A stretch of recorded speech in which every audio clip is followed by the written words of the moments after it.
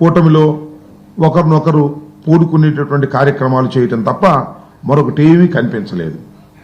ఇక ఇది ఇలా ఉంటే ఒకసారి కాస్త ఆ కౌన్సిల్ వైపు చూస్తే నాకు తెలిసి కౌన్సిల్ని పెద్దగా ఎవరు కూడా పట్టించుకోరు. శాసనసభ జరుగుతున్నప్పుడు శాసనసభనే లైవ్లో చూస్తారు, కౌన్సిల్ పెద్ద పట్టించుకోరు. ఇవాళ శాసనసభను చూడటం మానేశారు, కౌన్సిల్ చూస్తున్నారు. కౌన్సిల్లో జరుగుతున్న చర్చని అందరూ గమనించేటటువంటి ప్రయత్నం చేశారు. దీనికి ప్రధానమైన కారణం ఏంటంటే కౌన్సిల్లో ప్రధాన ప్రతిపక్షం బ్రహ్మాండంగా యాక్ట్ చేసింది. వారు ఏదైతే తప్పులు చేస్తున్నారో ఆ తప్పులన్నింటినీ కూడా ఎత్తి చూపించేటటువంటి కార్యక్రమం శాసన మండలిలో చేయటం జరిగిందని మనవి చేస్తున్నాం. ఒకటి కాదు, రెండు కాదు, అనేక ప్రశ్నలకు శాసనసభలోనూ శాసన మండలిలోనూ అడిగినటువంటి ప్రశ్నలకు వారు సమాధానాలు చెప్పడం ద్వారా కొన్ని విషయాలు చాలా బహిర్గతమయ్యాయి.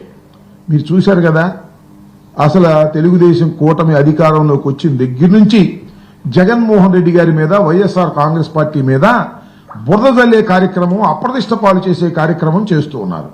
చాలా చిత్రం ఏంటంటే అప్పుల విషయంలో మాత్రం చాలా బ్రహ్మాండంగా ఈ శాసనసభ సమావేశాల్లో దొరికిపోయారు. చంద్రబాబు నాయుడు గారు అధికారంలోకి రాగానే ఏమన్నారంటే జూలై 10వ తారీఖున ముఖ్యమంత్రి గారు ఒక రివ్యూ చేశాడు. రివ్యూ చేసినప్పుడు 14 లక్షల కోట్ల అప్పులు ఉన్నాయి ఈ రాష్ట్రంలో అని లీకులు ఇచ్చాడు.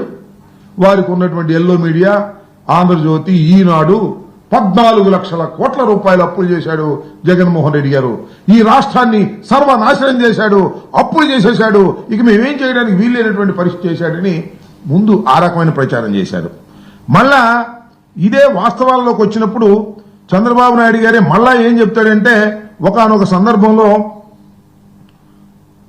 జూలై 22న గవర్నర్ ప్రసంగం జరిగింది ఈ శాసనసభ సమావేశాలకు ముందు. దానిలో గవర్నర్ చేత 10 లక్షల కోట్లని చెప్పించారు. అంటే 14 లక్షల కోట్లని ముందు ప్రచారం చేశారు ఈనాడు, ఆంధ్రజ్యోతిలో. మళ్ళా శాసనసభలో ఉభయ సభల్లోనూ గవర్నర్ ప్రసంగించేటప్పుడు మాత్రం దాన్ని 10 లక్షలకు కుదించేటటువంటి కార్యక్రమం చేశారు. మళ్ళీ ఇది అయిపోయింది 4 రోజులకే, మళ్ళీ ఎక్కువ కూడా లేదు. 22న గవర్నర్ ప్రసంగం అయిపోయింది. మళ్ళీ 4 రోజుల తర్వాత 26వ తారీఖున 12,93,261 కోట్లు అని చెప్పేసి మళ్ళా ముఖ్యమంత్రి గారు మళ్ళా చెప్తాడు.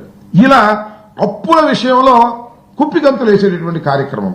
మళ్ళా చివరికి మా సభ్యులు అడిగిన ప్రశ్నలకు సమాధానం చెప్పేటటువంటి కార్యక్రమంలో ప్రభుత్వం చేసిన అప్పు 4,91,734 కోట్లని, ప్రభుత్వ గ్యారంటీ అప్పులు 1,54,797 అని, మొత్తం కలిపి 6,46,000 కోట్ల రూపాయలు అప్పని మళ్ళా రిటర్న్ గా ఇస్తారు. ఏమిటి నాకు అర్థం కాల.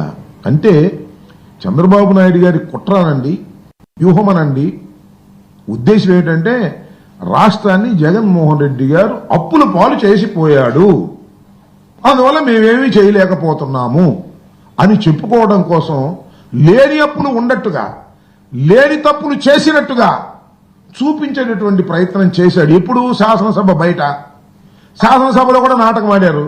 కానీ వాస్తవాలు శాసనసభ సాక్షిగా ఒప్పుకోక తప్పటువంటి పరిస్థితి ఏర్పడింది. ఇలాంటి దుర్మార్గమైనటువంటి తెలివితేటలు చంద్రబాబు నాయుడు గారు ఉపయోగించేటటువంటి కార్యక్రమం చేసినటువంటి వైనాన్ని ఈ శాసనసభ సమావేశాల్లో, శాసన మండలి సమావేశాల్లో చాలా క్లియర్ గా అర్థమైపోయిందని ఈ సందర్భంగా నేను చెప్పదలుచుకున్నా.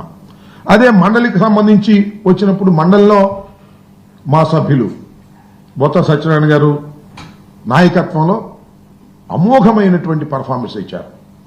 బ్రహ్మాండమైన ప్రశ్నలు అడిగారు, నిలబెట్టారు.